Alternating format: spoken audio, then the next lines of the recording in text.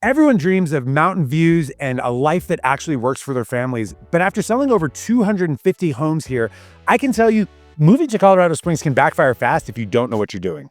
These 5 mistakes have cost families tens of thousands of dollars and honestly made some regret even moving here. Let's make sure that's not you. Something that may catch you off guard right out of the gate is that some of the best living in the area is not actually in Colorado Springs. So if you're coming from out of state, say you're moving from California or Texas, you're looking at a map of Colorado Springs, you're really just focused on Colorado Springs proper. But when you look at that map, all those outlying areas like Monument, Woodland Park, Falcon, those technically are not Colorado Springs, but everyone here in the area largely, there's always going to be someone that's going to disagree with this, but largely these areas kind of get lumped together as Colorado Springs, even though they really are outlying areas in El Paso County. But those areas have a huge draw, and a lot of folks, when they come to the area, they think, I want to live in Colorado Springs, but really what they're looking for is they want to live in Monument, where it's a little bit kind of a small, quaint little town. You're close to Colorado Springs, but you have your own little feel. It's a slower pace. There's not quite the hustle and bustle that you get in downtown Colorado Springs. Or a lot of people, when they think Colorado, they're thinking of the mountains. So they're thinking of a place in their mind of really like Woodland Park, which is about 30 minutes up the pass just to the west of Colorado Springs. So these different outlying areas, they all have something unique and different that they bring other than just what Colorado Springs proper has. And there's a lot of areas within Colorado Springs. Like, we're going to talk later about micro markets within Colorado Springs that offer super unique feel. But these outlying areas like Falcon, if you want to be out east a little bit and have these amazing unobstructed views of Pikes Peak, or Black Forest to the northeast of town where you're deep in the pine trees and you're not in the mountains, but man, you're at 7,500 feet and you feel like you're in the mountains of Colorado, but you're 30 minutes from downtown. So these outlying areas are definitely something that you should take a look at. And unless you've been in Colorado Springs for quite a while and spent a lot of time just kind of, exploring these different areas, they get mixed up. And I feel like a lot of people, just because that zip code doesn't say Colorado Springs, they kind of rule out these outlying areas that if they knew about them, they'd absolutely love them. Now, I've seen people buy their $1 million dream homes with the right neighborhood, the perfect feel, everything feels wonderful. And then it just turns into a lifetime of regret because they didn't factor in this one thing, the commute. And I know that's why you left California, because you don't want that. Nobody wants to be stuck in traffic all day. But it's not just driving to work. I think that's what most people consider. But for me personally, that's kind of less of a consideration. Even though it says that from Northgate down to Fort Carson, it's going to be a 25-minute drive, what about during the rush hour? Because all of that traffic is flowing south to Fort Carson. That could easily turn into 45 minutes to an hour. If you're trying to get down to Peterson from the Falcon area or Peyton, that can also quickly turn into a 45 to 50-minute drive just because there's higher traffic. So first recommendation that I really have, and you can do this from the comfort of your own home, wherever you are, is during that rush hour time, 4, 5, 6 p.m., go ahead and throw it in the maps. Throw in an address and a destination and really see what it's going to be like during that peak time. Is that too much for you? Are you trying to get a shorter commute time in your day-to-day work life? I'll tell you, for me and my wife, we were living over on the east side of town in Claremont Ranch. But for us, it wasn't so much about getting to and from work that drove us nuts. It was actually that we like to go skiing, and we actually like to go west through Manitou Springs out towards Buena Vista and Salida to ski and rock climb and hike. And that was what was most important to us. And every time that we did that, it added an extra 30 minutes to our drive on the front and back side. So that drove us to want to move over to the west side just to shorten that commute. We wanted to be closer to the things that we love. Now, you might be considering, well, we want to take our family up to Denver to go to an Avs game or go see the Nuggets play or go see any of the professional sports teams or go to Red Rocks Amphitheater. Well, if that's the case, then maybe living down in the Broadmoor is a little bit further than what makes you guys happy. Maybe you really do want to consider somewhere like Northgate or Forest Lakes or Woodmore or Glen Eagle, something up on the north side that still has that space and that luxury that gives you easier access to Denver. I cannot stress enough how important it is when you're doing this research to throw it into the Google Maps machine, because there are even some times where you're looking on the map and it looks like, for example, the Broadmoor and Stetson Hills are like the same kind of place. In fact, Stetson Hills is even a little bit more north, but those neighborhoods can be so windy that even just getting out of that neighborhood takes an extra 10, 12, 15 minutes. So you really have to get dialed in and understand is this going to be okay? Is this going to give me that satisfaction in life that I'm really looking for? Now, new neighborhoods can look great in the listing photos. Brand new houses, clean streets, new schools, parks, everything you could possibly want in a neighborhood. But the problem might be those might just be plans and not actually in place. There's a lot of new development in Colorado Springs, especially on the east and northeast side of Colorado Springs. And a lot of these developments are struggling with what I would call a little bit of an infrastructure lag. So streets that really should be bigger to support the newer neighborhoods haven't been done yet. So then you move into your nice new house and there's construction on a major road. It's now going to be a major thoroughfare, and that construction is going to take 2 years to complete. Or maybe you just bought $1 million home in Flying Horse and you realize, wait a minute, on the map, there's this big right-of-way. What's going to happen here? Oh, there's going to be a 4-lane highway that's going to go through Flying Horse. So these are the things that if you don't know really what's going on with the development in Colorado Springs, you could very easily miss. Or if you come to town and you check out some new neighborhoods and they look great, but you don't understand what the future plan is for the city, you can miss some of these really important details. And maybe you end up with a house that now it backs to a major road. You can't stand the traffic noise, but you can't sell it because nobody else wants it. Things that definitely could have been avoided if you worked with a local whenever you came to Colorado Springs to make sure that the growth and the infrastructure for the neighborhood you want to live in is exactly what you expect. 2 pro tips as you're trying to look into the development and the growth of Colorado Springs. The first one is you can go to a website. You can just put into Google EDARP, and it's going to take you to the El Paso County Planning Review Division website. And any major development is actually going to be public information. You can look up the details of it so you can get a feel for what new development is upcoming in El Paso County. The second one is I have an Instagram channel that covers all of the development in El Paso County, so you don't have to. So you think mountain living sounds dreamy until your roof gets wrecked by hail, your sewer lines get invaded by roots, and your kid wakes up every night with nosebleeds. Here's the reality of living at 6,000 feet. You see, the elevation has an effect on not only your body, but your home, and some things that you're definitely going to want to do when it comes time to do an inspection on the home that you're looking to buy. So first, your body. It's obvious. Elevation is a real thing, and it's going to feel a lot different than what it feels like down at sea level in San Diego. You're going to experience drier weather. Your noses are going to be bleeding. In fact, my wife's going to hate me for saying this, but I feel like she's always taking Aquaphor and running it around her nose because she gets nosebleeds a lot. Sorry, honey, I love you.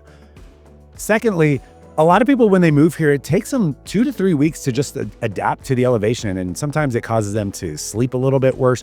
They have a little bit elevated heart rate, or they just have headaches all the time. So definitely when you move here, plan to drink a lot of water. Now for your house, there's going to be a couple things that you're probably not expecting to have to deal with. A lot of homes here are built with stucco, for example, and the cracks can start to get bigger and bigger because water melts and then it refreezes because we have a long cold season here. Now, something else that's going to have a giant impact on your decision is going to be hail. Hail here in the summer is bananas, especially in the months of July and kind of early August. We get some pretty wild hailstorms that have, like we talked about, caused insurance prices to go up. So something that we always do is our inspector is going to look at the roof, but in most cases, we're going to have a licensed roofer go out there and give us a second opinion before we give the thumbs up on how the inspection looks. Now, recently I had a client move up from Florida and I told him, I said, hey, Rick, we've got to do a sewer scope. And that was a little perplexing to him because down there, that's not something that they deal with very often. But in the mountains, the earth is always shifting, especially over on the west side.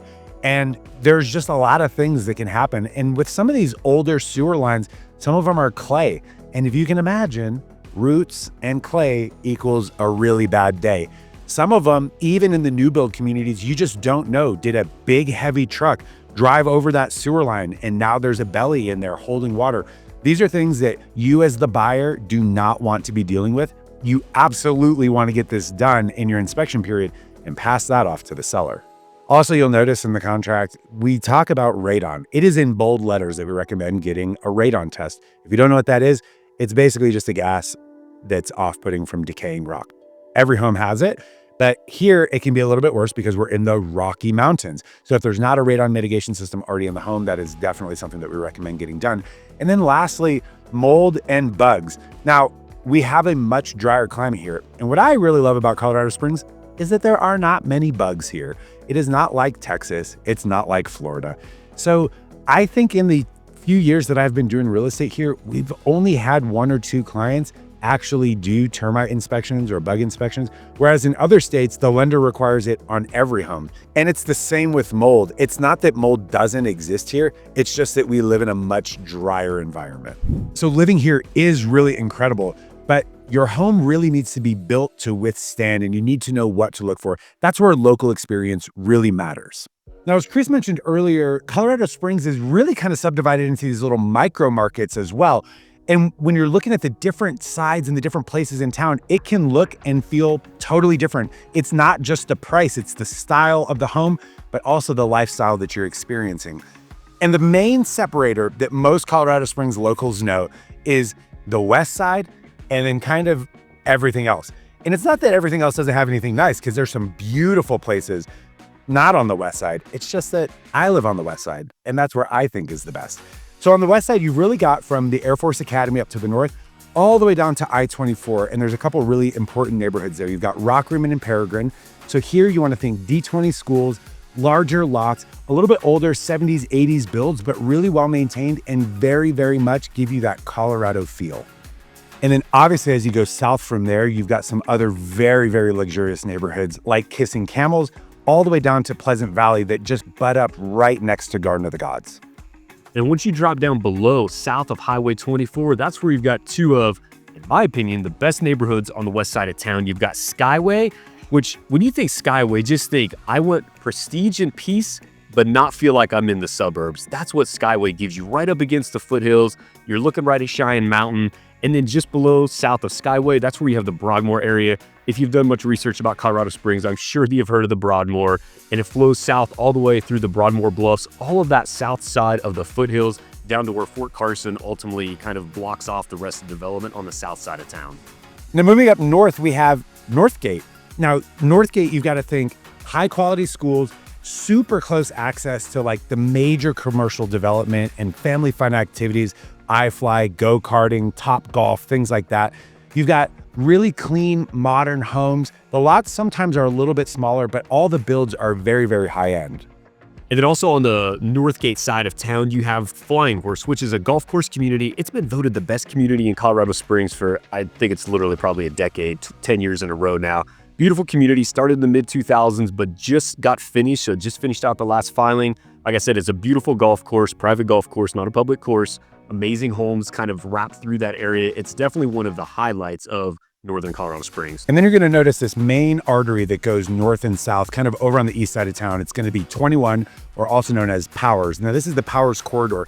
And really here you're thinking Chipotle, Target, Lowe's, Dick's, like lots of that type of commercial development. And there are a smattering of really high-end, beautiful homes around there, but that is a much busier, kind of more like a median price around $470,000. Now, across Colorado Springs, there are a few secret pocket neighborhoods that, again, unless you're local, you just don't know about. One of my favorites is right at Woodman and Union. It's called Falcon Estates. Now, if you look at a map where Woodman and Union roads are right now, you're kind of in the middle of town. It really feels like you're in the center of Colorado Springs, but this used to be on the outskirts of Colorado Springs, so you can actually find houses there that are on 1+ acre lots, again, right in the middle of town. So if you want a little bit of extra elbow room, but you want to be 5 minutes from Home Depot, it's definitely one to check out. Now, my favorite super secret neighborhood in all of Colorado Springs is called Arendale. And I didn't even know that this existed until one day we were out there filming, and it's tucked up over on the east side of Pulpit Rock. There's a road called Vickers.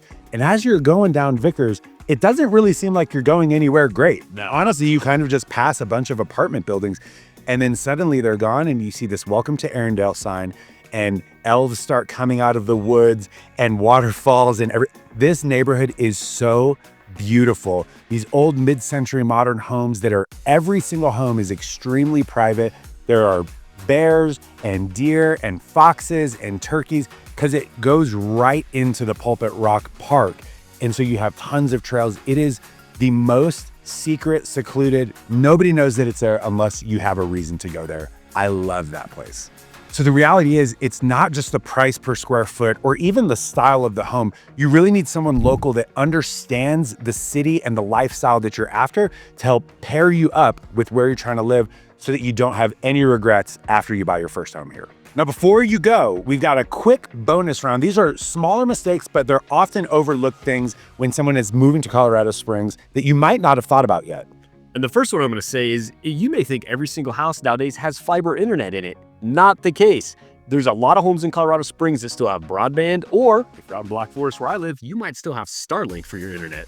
Wildfire, hail, and high winds, these are the biggest insurance claims that we often see here in Colorado Springs, and those can affect not only your home insurance, but also your vehicle insurance. Now, it might not be as high as California, but they're definitely climbing, so you've got to take those into consideration when you're considering the overall affordability of what you're looking to purchase.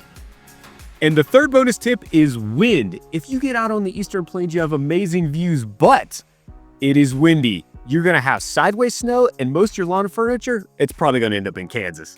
So if you're thinking about buying in Colorado Springs, do not just wing it. Ask us your questions in the comments and make sure to subscribe for weekly updates on neighborhoods, lifestyle, and just making smart moves overall in the Colorado Springs area.